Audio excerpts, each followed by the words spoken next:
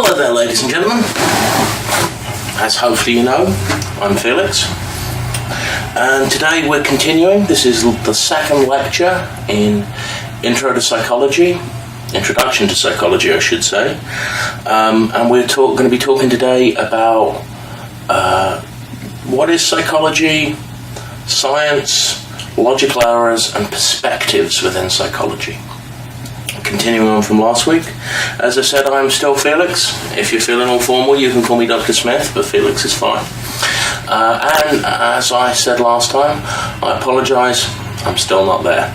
I will be back with you, first lecture next week, and we'll go from there. If you've got questions in the meantime, as I said at the end of the last lecture, you can email them to me, and I will show you that email again.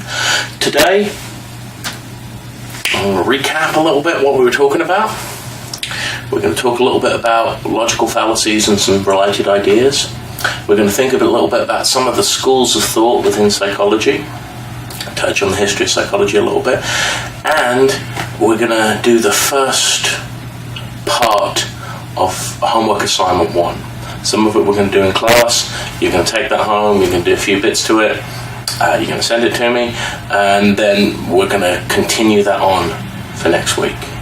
Now, I'm going to warn you, that's something to be on the ball with, because we'll need to have it done and in class, and because it's going to involve a personality questionnaire, I'm going to need you to make sure to get it back to me in enough time to score it, otherwise your feedback won't be very good. Okay. Recap. We talked about what science is and what science isn't. We talked about some of the reasons for science and using science to investigate psychological phenomena, and using science as a guard against human frailty and human errors in perception, organisation, and retention of information. Let's think a little bit about some of these logical fallacies. I introduced the idea last time. I didn't really go into a lot of depth on it. If heuristic errors are mistakes that we make in the way that we attend to and process information, logical fallacies are errors in the way that we think about things, argue with ourselves, and argue with others. Now, all of us do these all the time, and the secret is catching yourself. One of the best games that you can do, if you're really into this sort of thing, is just listen to people talk and kind of go through and go, oh, that's that fallacy. Oh, that's that fallacy. Oh, that's that fallacy. And most of them, they give us warm fuzzies. That's what they're there for. They make things seem more palatable. So we have ideas like emotional reasoning. I want to believe this is true because it feels important to me, because I've always believed this. Argument from popularity. Now, you've heard the opposite of this, right? Every kid in the world has heard from their mum, if all your friends lay down in the middle of the road, would you do too? We still use this one as adults. We use this a whole bunch. Well, everybody thinks this is true. Well, everybody else does it. Everybody else agrees. One of the things you'll see a whole bunch if you see an advert for a pseudoscientific product is used by several million people. Either or. Sometimes called the false dichotomy. Either or is the idea that only two options exist. It must be solution A or solution B.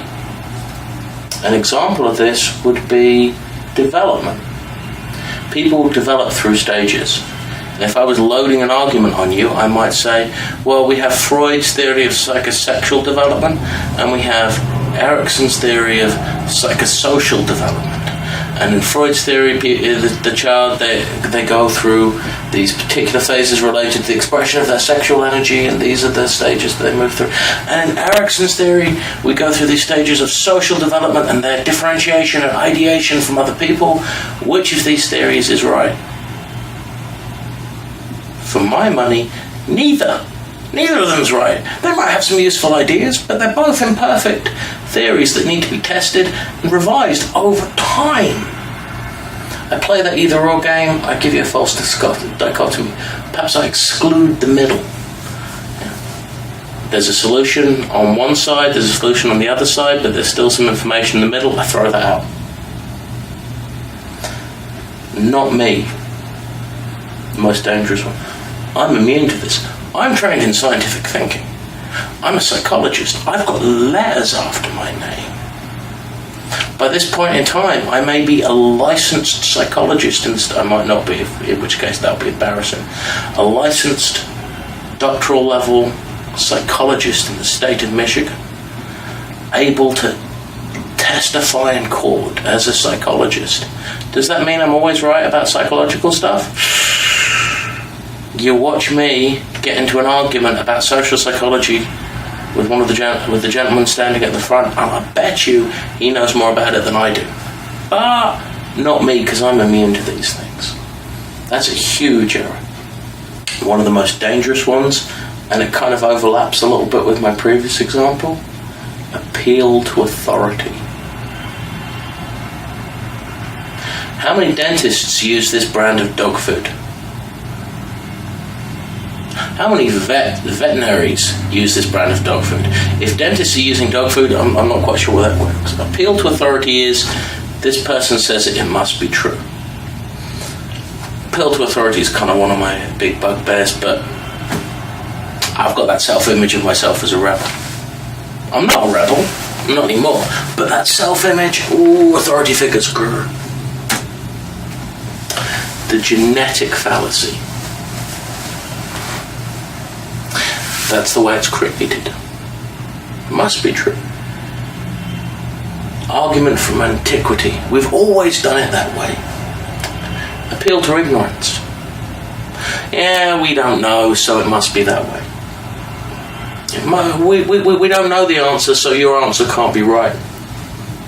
The naturalistic fallacy. The naturalistic fallacy is the idea that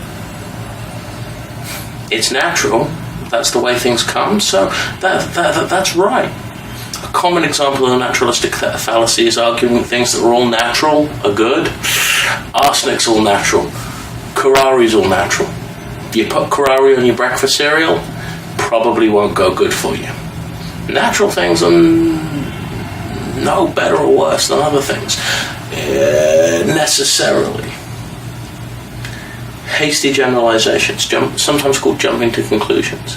We skip out the intervening steps and we go, well, all the people I know like that are like that, so they must be like that. And finally, circular reasoning. Circular reasoning is restating an idea. The old joke is circular reasoning works, because circular reasoning works. Frequently we'll restate an idea, use slightly less posh words, and claim that that's evidence. Now, this is just a small sample of the logical fallacies. This is one of the very few times I'm ever going to recommend Wikipedia. Well, that's kind of unfair. Wikipedia is a fantastic place to start.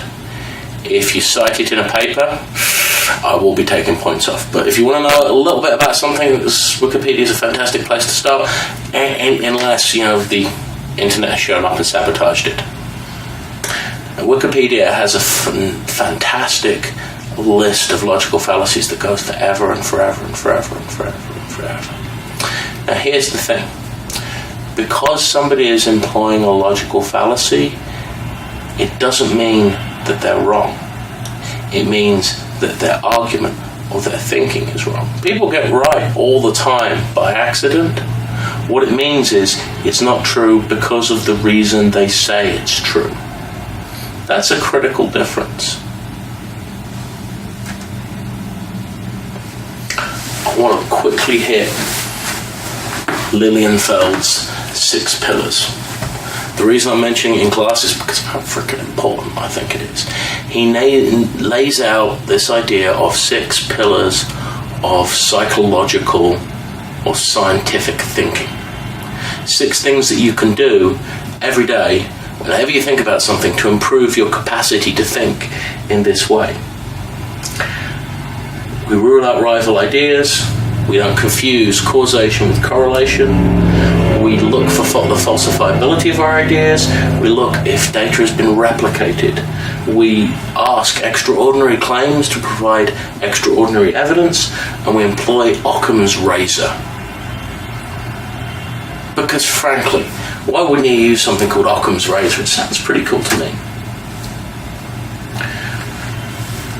Ruling out rival hypotheses refers to the idea of examining alternate explanations. You see something going on, someone provides you with a reason, you ask a question, is there any other ways that could have happened? Classic example is interpersonally.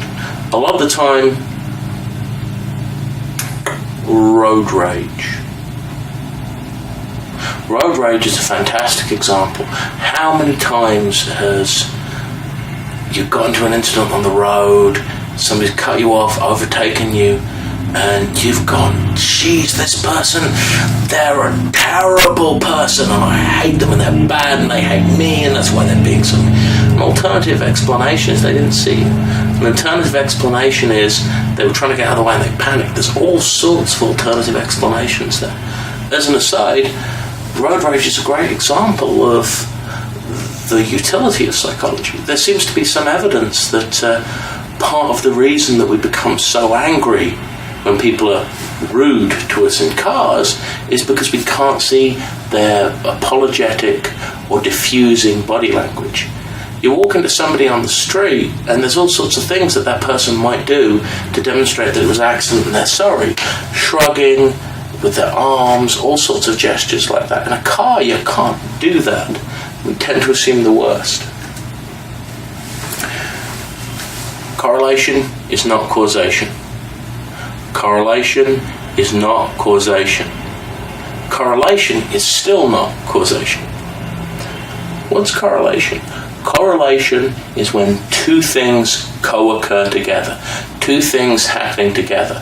Humans are natural pattern spotters. If two things happen together, we assume that one caused the other. If you track the number of drownings that there are every day of the year, and you track the amount of ice cream sold every day, every year, you will find that as the rates of ice cream being sold go up, drowning goes up. Does ice cream cause drowning? Is there something in ice cream that inhibits your ability to swim? Of course not. Of course not. But what happens? Nice hot sunny day, more people are out swimming, more people are eating ice cream, more people drown. The two things occur together and we confuse them for causality. We confuse them for one causing another. A particularly heartbreaking example of this is the connection that people think there is between autism and the development of autism and vaccines. There is no reputable scientific evidence in the world for a connection between the two. But most of the symptoms of autism start showing round about the time that kids are finishing their vaccination schedule or have just had a bunch of big vaccines. All of this came from the work of one pseudoscientist by the name of Wakefield. Dr. Wakefield, well, I don't have to call him Dr. Wakefield anymore. Wakefield was a medical doctor in the UK, and he published this one paper finding a connection between the two, and he published it in The Lancet with 12 or 13 co-authors. The Lancet is one of the most prestigious medical journals in the world. And he found this connection between the MMR vaccine, the measles, mumps, rubella vaccine, and measles. Not measles, and autism. There's a big furore, and the first key is his mechanism didn't work. His mechanism for causing it was based on mercury in the vaccine damaging and causing inflammation to the digestive system, which then had a knock-on effect on the brain. Well, that completely contradicts the hundreds, if not thousands, of studies we have on the development of autism, but we're not even going there yet. It turns out he gathered his data at a children's birthday party by bribing the children with ice cream. He then altered his data, falsified it, in the bad sense of the word falsification. He also owned a patent. He owned the rights to an alternative vaccination against measles, mumps and rubella, which would have been more expensive to use, and then pushed it as hard as he could. What happened? Well, he's making a ton of money on the lecture circuit, but he's no longer allowed to practice medicine because they took his license away for unethical practice. I always bring up at the beginning. It always makes me smile when bad people have bad things happen to them. That's called the just world fallacy. That's another logical fallacy. But people still believe this. Why do people believe this? Because correlation. At the same time as the kid got the jabs, this happened.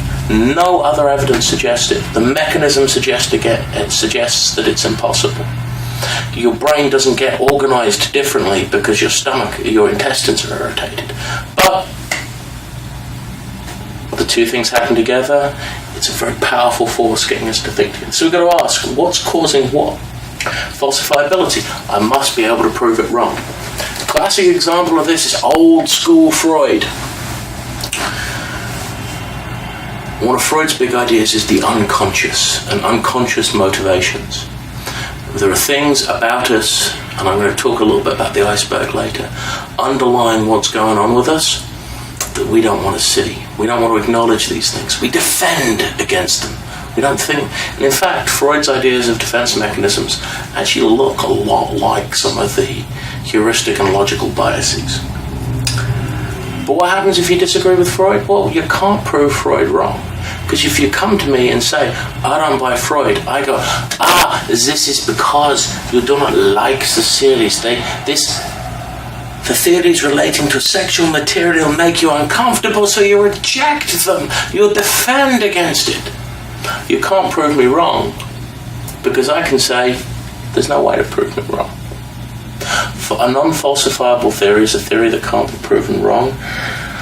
You can't prove that I'm in fact a giant meat suit being run by a little green man in my head. Because the little green man, as soon as you kill me and look inside my head, the little green man disappears and swaps it for a brain. You didn't know that, did you? You can't prove my theory wrong. If I can't prove your theory wrong, I don't care about your theory. Sorry, it's not science, it's pseudoscience. Replicability. In any large enough data set, in any large enough cluster of information, you can find connections because they happen by chance.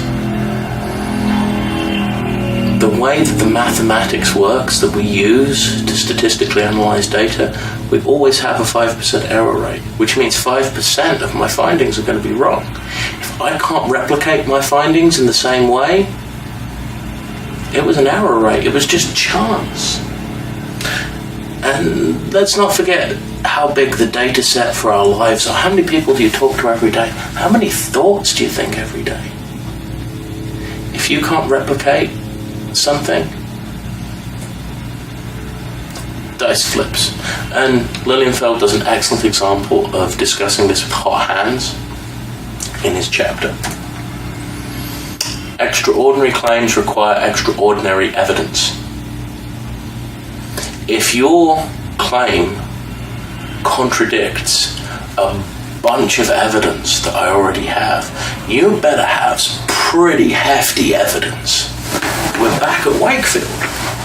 In order to believe Wakefield, in order to believe that irritation, the digestive process, causes autism, we have to junk all of those different studies on the potential genetic basis of autism. All these examples of different neurological organization in the brain, all these other gathered pieces of information we have to throw out.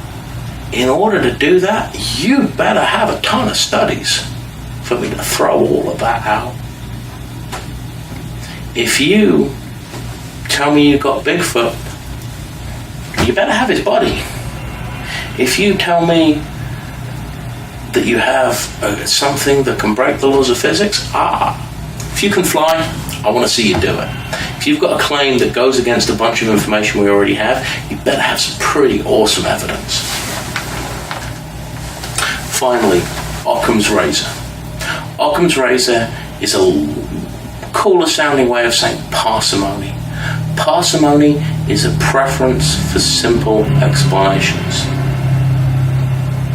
A friend of mine by the name of David grew up in a very comparatively dangerous town in the United Kingdom called Harlow. It's not Detroit, but it's not too far away. And I said to him once, Dave, what did you learn growing up in Harlow? He said, I like simple answers and have a heightened capacity for violence. And he did. But it illustrates an important point. Parsimony, simple answers. Now, the simple answers have to be as good. What Occam's razor states is this: if examples have similar explanatory power, choose the simpler one. That same explanatory power is something that gets left out a lot.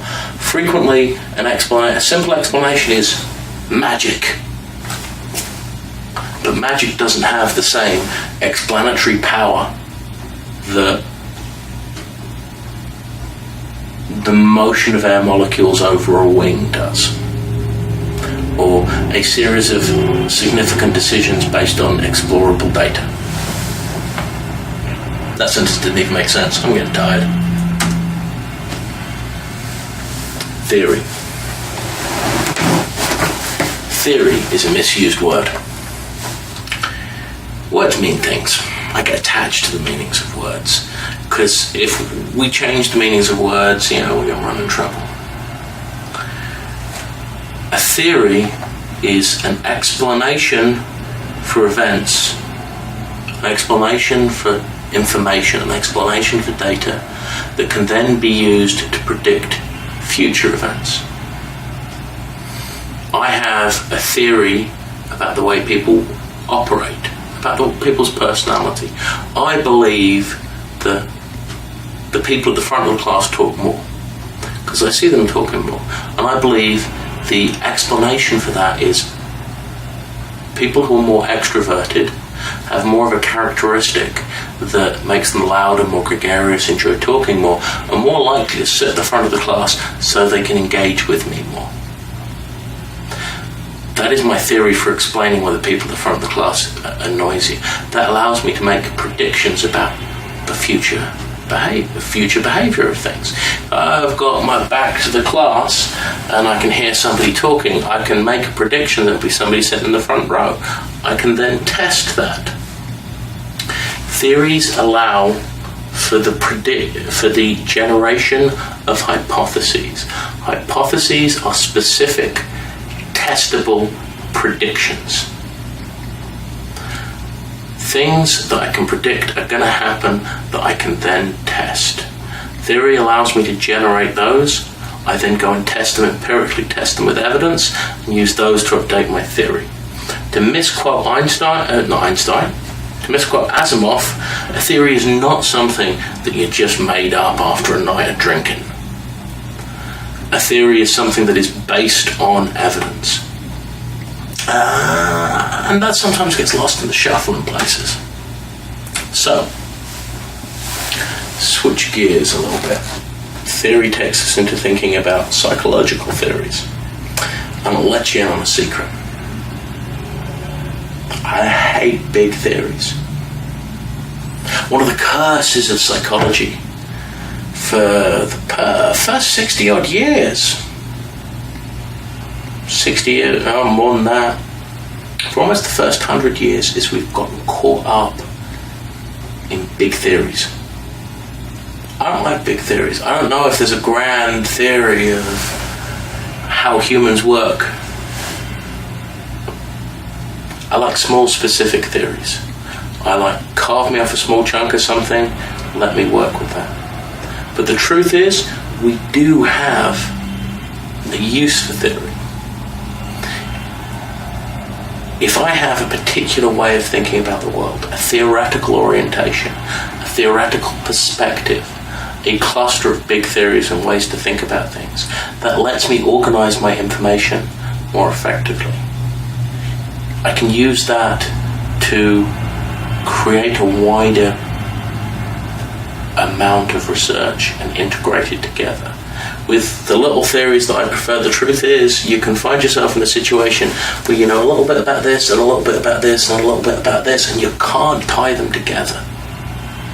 Grand theories give us that strength, but they come with the weakness of not being able to explain everything. They give us a context. What are the big ideas in psychology? Functionalism.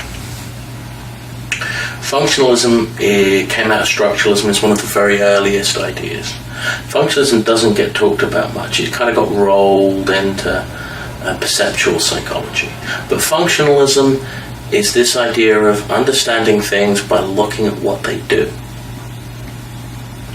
An example of thinking about that kind of mode of thinking would be, what's good about heuristic biases?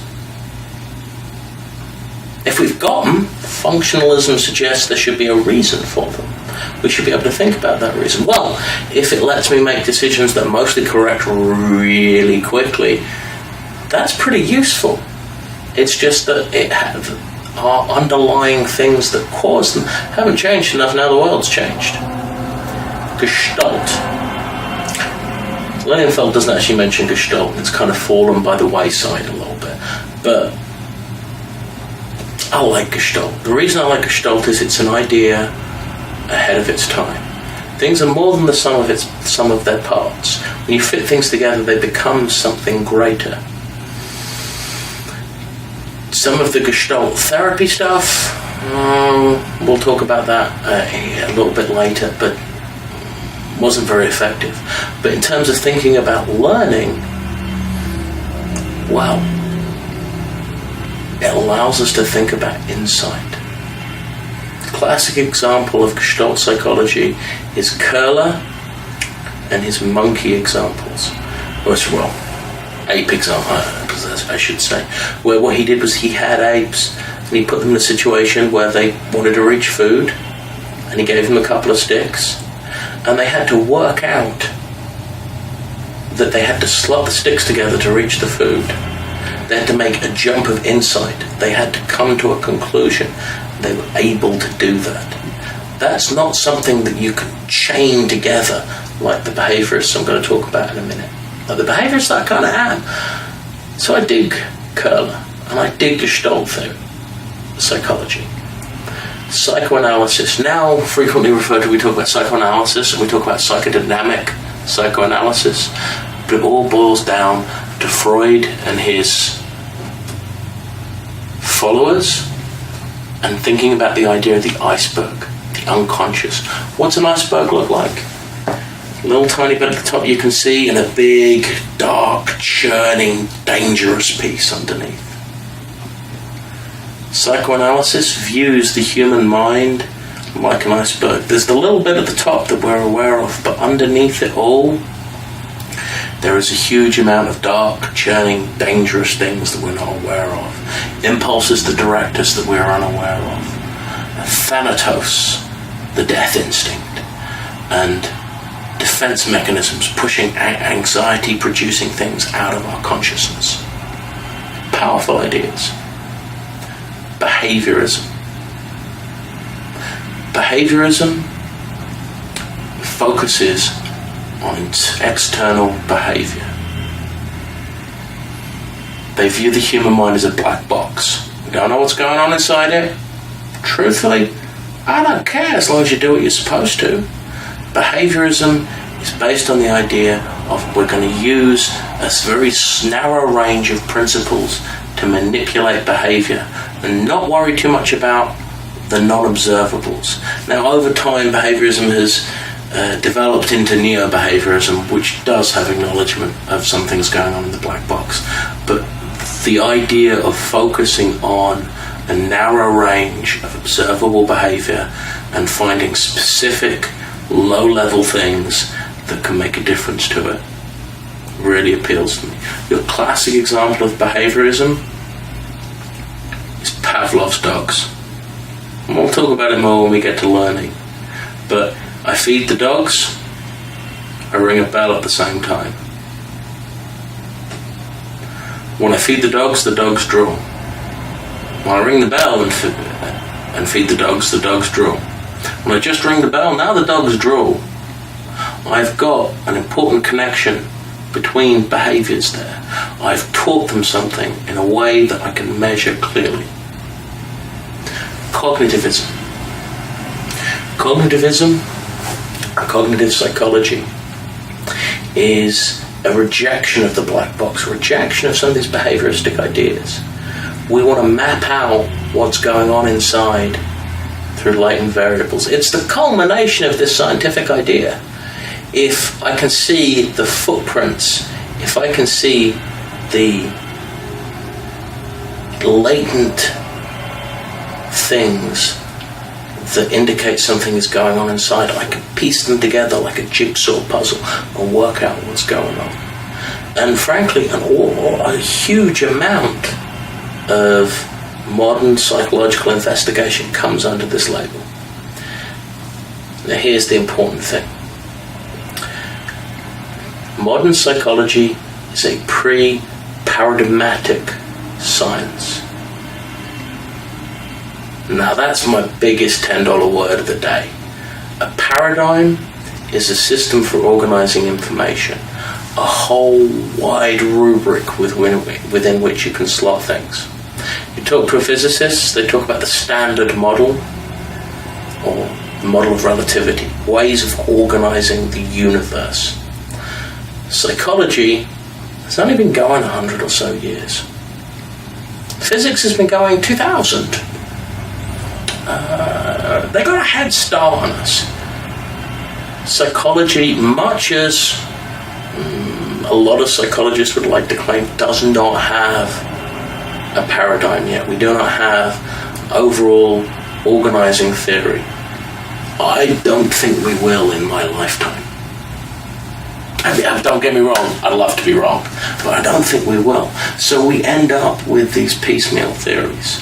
And I think we will build these piecemeal theories until they're big enough, until maybe one day we will have a grand theory of everything. But my bet is it's going to take 1,000 years. Anyone take that bet? So, now it is time for me to have the courage of my convictions. We're going to do a little bit of a hands-on experience. What I'm going to give you guys is a personality inventory. So, what am I talking about here? Personality is a real thing.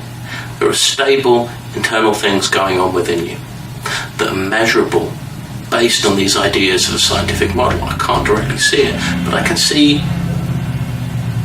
take tests and I can sample it.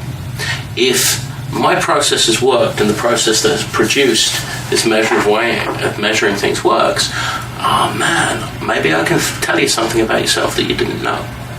So what I'm going to do is I'm going to have you guys complete this. It should look like this. Should be on the screen right now. What I'm going to do is I'm going to have you guys, you should be able to get one at the front. I'm going to have you guys fill one out. And we're going to give you some time to do this now.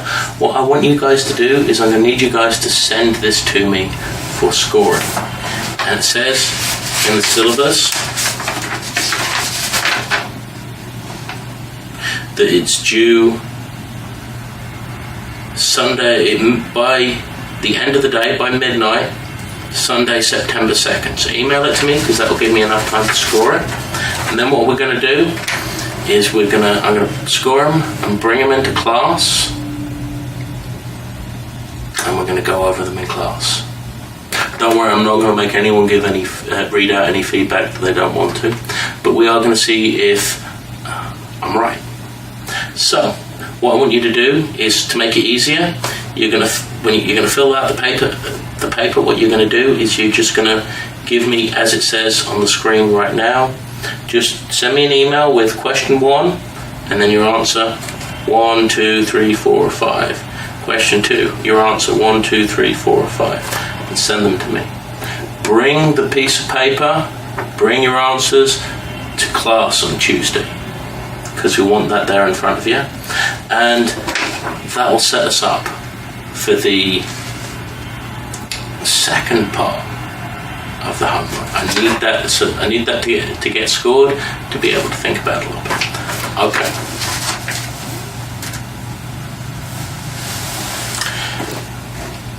Send it to me, as I mentioned before, at my email, felixbsmith@gmail. That's felixbsmith@gmail. Please put in the subject heading Intro to Psych or Introduction to Psychology or something similar, so I know which class you're in when you're emailing me, so I can score it. Don't want to get caught in my spam filter, stuff like that. If you have any questions, send them to me in the same way and I will be pleased to answer them. And some of the questions might have to wait until we're back face to face, but send me your questions, send me your homework, and I'm going to see you guys coming up on next Tuesday, where I'll be back bright and fresh the day after Labor Day, and we'll go from there. You've got the rest of the class period to start filling that out, and as I said, I'll see you on Tuesday. Have a nice day.